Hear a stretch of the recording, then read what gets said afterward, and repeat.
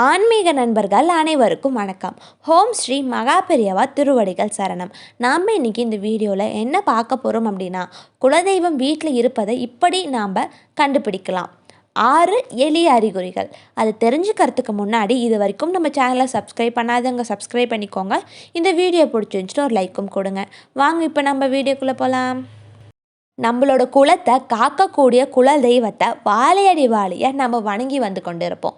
இப்படிப்பட்ட குலதெய்வம் நம்ம வீட்டில் நம்முடைய இருக்கிறாங்களா அப்படின்னு தெரிஞ்சுக்கிறதுக்கு ஆர்வம் நம்மள பல பேருக்கு இருக்கும். குல தெய்வங்களை நம்ம வீட்டில் இருப்பதை நமக்கு உணர்த்தக்கூடிய விஷயங்கள் என்னென்ன, இதையும் தாண்டி நம்ம வீட்டில் தான் இருக்கிறாங்க அப்படின்னு குலதெய்வத்தை எப்படியெல்லாம் உணர முடியும் அப்படின்னு நாம் இந்த தொகுப்பில் பார்க்கலாம். முதல்ல குலதெய்வம் அப்படிங்கிறவங்க யாரும் நமக்கு விருப்பமான கடவுள்கள் சிவன், விஷ்ணு, லக்ஷ்மி, பிரம்மா, அனுமான் இப்படி யாராக இருந்தாலும் நீங்கள் கேட்காமலேயே உங்களுக்கு ஓடி வந்து உதவக்கூடியவங்க தான் குலதெய்வம். ஏன் உண்மையாக சொல்லப்போனால் நீங்கள் விரும்பக்கூடிய கடவுளிடம் பிரார்த்தனை வைக்கும்போது கூட அந்த பிரார்த்தனை நிறைவேறத்துக்கு உங்களுக்கு உதவுறதுக்கு உங்கள் குலதெய்வத்திடம் முதல்ல உத்தரவு வாங்கணும். அதுக்கப்புறம் தான் உங்களுக்கு உதவுறதுக்கு பிற தெய்வங்கள் உதவ முடியும். அந்த அளவுக்கு சக்தி வாய்ந்தவங்க தான் நம்ம குலத்தை காக்கக்கூடிய குலதெய்வம். இப்படிப்பட்ட குலதெய்வங்கள் நம்ம வீட்டில் இருக்கிறாங்களா இல்லையா அப்படின்னு சாதாரணமாகவே நாம் தெரிஞ்சுக்கலாம்.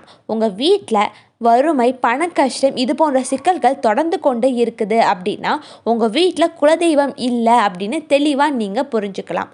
இதனால தான் நீங்கள் வருடத்துக்கு ஒரு முறையாவது உங்கள் குலதெய்வ கோயிலுக்கு போய் கண்டிப்பாக வழிபட வேண்டும் அப்படின்னு முன்னோர்கள் கூறுறாங்க.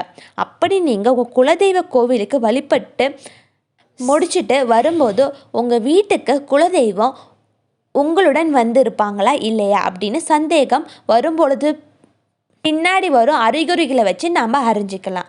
முதல்ல பூஜை அறையில் தீபங்கள் நீங்கள் உங்கள் வீட்டில் உள்ள தெய்வங்களுக்கு பூஜை செஞ்சு விளக்கேற்றும் போது அந்த விளக்கில் எப்பொழுதும் போல இல்லாமல் மிகவும் பிரகாசமாகவும் கொழுந்து விட்டும் உயர உயர எரிகிறது அப்படின்னா அந்த தீபங்களை வளர்த்து கொண்டிருப்பதை உங்கள் குலதெய்வமாக தான் இருக்கும்.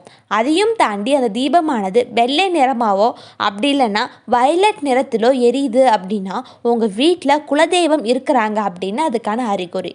ரெண்டாவது, பள்ளி சத்தமிடுதல்.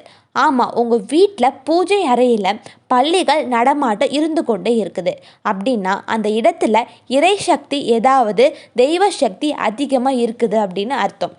இறை சக்திகள் அதிகமாக இருக்கும் இடத்துல பள்ளிகள் எப்போதும் இருந்துக்கிட்டே இருக்கும். அதே போல் உங்கள் வீட்டில் உங்கள் குலதெய்வத்தோட நடமாட்டம் இருக்குது அப்படின்னா பள்ளிகள் சத்தமிட்டு கொண்டே இருக்கும். இதுவே உங்கள் வீட்டில் குலதெய்வம் இருக்குதா இல்லையா அப்படின்னு காட்டி கொடுக்கும். ஏன் நீங்கள் ஜோதிடம் அல்லது சாமியார் யாரையாவது பார்க்க போனால் கூட அவங்க உங்கள் வீட்டில் பள்ளி சத்தமிடுகிறதா, பள்ளி நடமாட்டம் பூஜை அறையில் இருக்குதா, இது போன்ற கேள்விகளை தான் உங்ககிட்ட கேட்பாங்க. அந்த அளவுக்கு ஆன்மீகத்தோடு தொடர்புடையது இந்த பள்ளிகள். மூணாவது, திடீர் நறுமணம் வருதல்.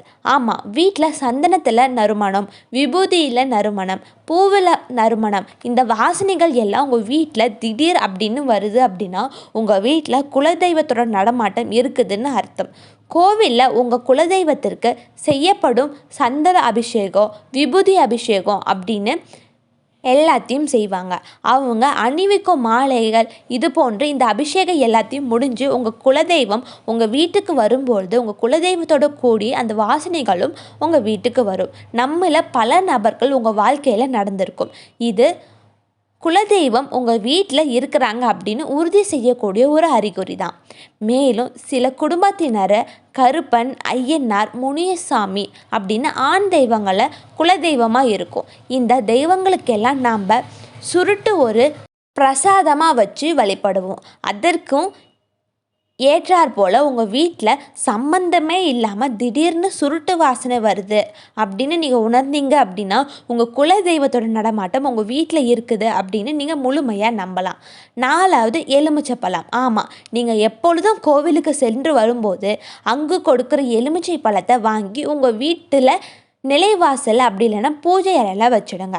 அப்படி வைக்கப்பட்ட எலுமிச்சை பழம் நாட்கள் செல்ல செல்ல சுருங்கி காஞ்சி போகுது அப்படின்னா உங்கள் வீட்டில் குலதெய்வத்தோட நடமாட்டம் இருக்குது அப்படின்னு நீங்கள் அறிஞ்சிக்கலாம்.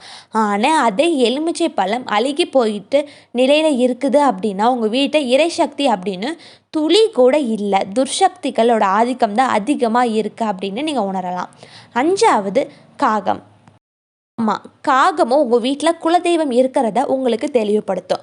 பொதுவாக உங்கள் வீட்டில் அருகில் இருக்கும் காகத்திற்கு நீங்கள் எப்பொழுதும் சாப்பாடு வைப்பீங்க. ஆனால் அந்த காகம் அந்த உணவை சாப்பிட்டு விட்டு வழக்கம் போல் இல்லாமல் திடீர்னு உங்கள் வீட்டை சுற்றி சுற்றி கரைஞ்சிக்கிட்டே இருக்குது. அப்படிங்கிற பொழுது அது ஒன்றை உங்ககிட்ட தெளிவாக உணர்த்தும். ஒன்று, உங்கள் வீட்டுக்கு குலதெய்வம் அப்படி இல்லைன்னா உங்கள் வீட்டுக்கு உறவினர் யாராவது வரப்போகிறாங்க அப்படின்னு உணர்த்தும். 6வது அறிகுறி, சில சமயங்களில் நீங்கள் வீட்டில் ஏதாவது சுப நிகழ்ச்சிகள் குறித்தோ அப்படி இல்லைன்னா நல்ல காரியங்கள் குறித்தோ பேசும் பொழுது இந்த நல்ல காரியங்கள் குறித்து உங்கள் குலதெய்வம் நீங்கள் பிரார்த்தனை வைக்கும்பொழுது நீங்கள் குலதெய்வம் அதற்கு சம்மதம் தெரிவிக்கும் நோக்கத்தில் ஒரு சில விஷயங்களை செய்வாங்க. அதில் சிலருக்கு தெரியும் பொழுது விஷயங்கள் உங்கள் குலதெய்வத்தின் மேலே வைக்கிற பூ கீழே விழுந்து அப்படி இல்லைன்னா எலுமிச்சை பழம் கீழே விழுவும். இது போன்ற நிகழ்ச்சிகள் எல்லாம் நடக்குது அப்படின்னா இதையும் தாண்டி பல நிகழ்ச்சிகள் நடக்கலாம். ஆமாம், நீங்களும் சுப காரியங்களை குறித்து பேசும் பொழுது அப்படி இல்லைன்னா பிரார்த்தனை செய்யும் பொழுது நீங்கள் அதை பேசிய ஒரு சில மணி நேரத்திற்குள்ளேயே உங்களுக்கு தெரிந்தவங்க யார் மூலயமா கோவிலிருந்து பூ கொண்டு வந்திருந்தாலோ பிரசாதம் கொண்டு வந்திருந்தாங்க அப்படின்னா உங்கள் குலதெய்வம் தான் செய்யும். அவங்க அதுக்கு சம்மதம் தெரிவிக்கிறாங்க அப்படின்னு நாம் உணரலாம். ஹரஹர சங்கர ஜெய ஜெய சங்கர, ஹரஹர சங்கர ஜெய ஜெய சங்கர. அனைவருக்கும் நன்றி.